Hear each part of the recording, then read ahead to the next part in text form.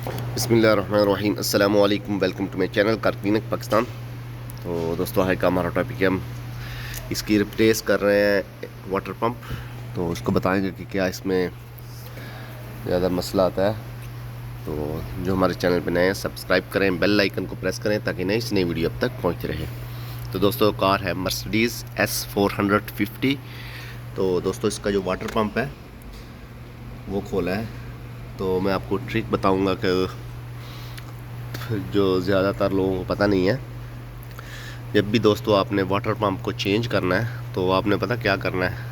ठीक ठीक है। ये है दोस्तों इसका वाटर पंप। ठीक है, ये भी इसका वाटर पंप है। ये दोस्तों पुराना है, ये नया है। तो बाज़ औक़ात लोग ये नया लगा देते हैं ऐसे ही। तो ऐसे आपने नहीं लगाना। जो प्लास्टिक अंदर है वाली, ये पुराने पंप से खोल के आपने इधर लाजमी लगानी है। अगर नहीं लगाओ तो गाड़ी गर्म होगी।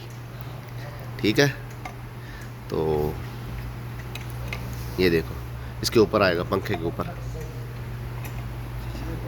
तो ये नई वाटर पंप है, उसके साथ नहीं आता ये प्लास्टिक। तो ये पुराने वाटर पंप से निकाल के आपको नए वाटर पंप पे लगानी पड़ेगी।